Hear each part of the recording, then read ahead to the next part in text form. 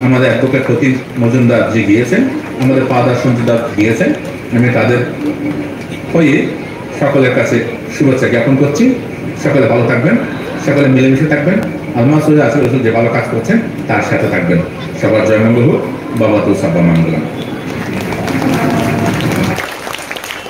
আমরা প্রথমে বিশিষ্ট বক্তা বৌদ্ধ ধর্মগুরু বোধি জ্যোতি ভিক্ষু মহাশয়ের কাছ থেকে গুরুত্বপূর্ণ কিছু কথা শুনেছি।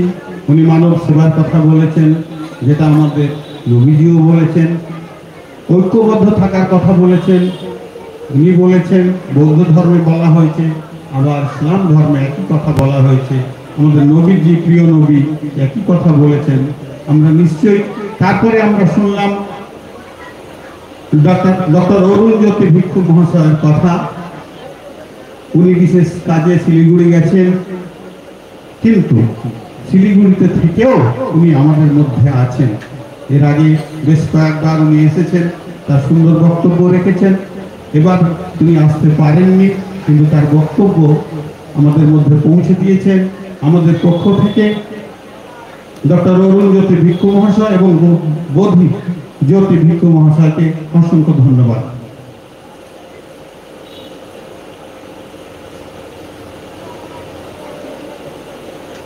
আমরা ডক্টর অরুণ জ্যোতি ভিক্ষু মহাশয়ের বক্তব্য শুনেছি। আমরা যেভাবে তাকে আমরা বরাবর সম্মান প্রদর্শন করে এসেছি, যথোচিত মর্যাদা প্রদান করেছি, আমরা নিশ্চয়ই তাকেও আমরা ঠিক একই রকম ভাবে মর্যাদায় ভূষিত করব, মর্যাদা প্রদান করব এবং সম্মান প্রদান করব। আমরা আমাদের সর্বধর্ম সমন্বয় সংস্কৃতি সভায় পেয়ে গেছি আমাদের মধ্যে বিশিষ্ট বক্তা হিন্দু মহারাজ শ্রী প্রতীক মজুমদার মহাশয়কে, যিনি আবার কলকাতা হাইকোর্টের বিশিষ্ট অ্যাডভোকেট।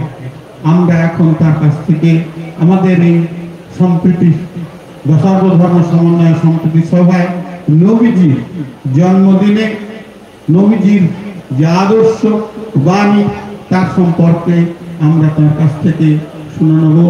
ডেকে নিচ্ছি শ্রী প্রতীক মজুমদার মহাশয়কে।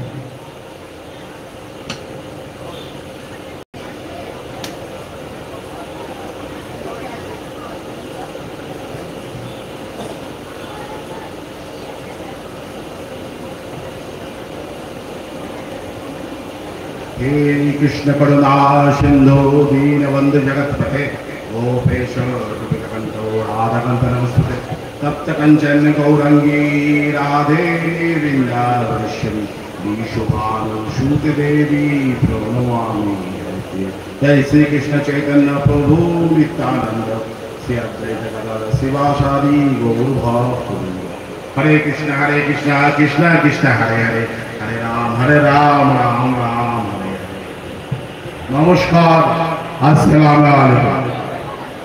আপনাদের আমার বক্তব্যের শুরুতেই রসুলের পাক হযরত সাল্লাল্লাহু আলাইহি সাল্লামের জন্মদিনে আপনাদের সকলকে জানাই আমার আন্তরিক শুভেচ্ছা।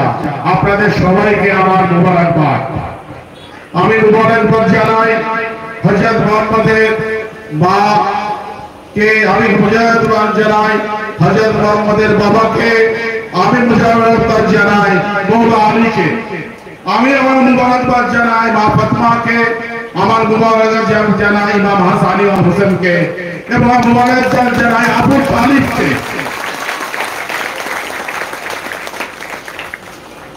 হযরত মুহাম্মদ পৃথিবীর বুকে সেই মানুষ যিনি ইসলাম ধর্মের শেষ নবী। হযরত মুহাম্মদ ইসলাম তার প্রবর্তিত ধর্ম এবং রসুলের পাকের হৃদয়ে আল্লাহ পাক নাজিল করলেন পবিত্র কোরআনকে।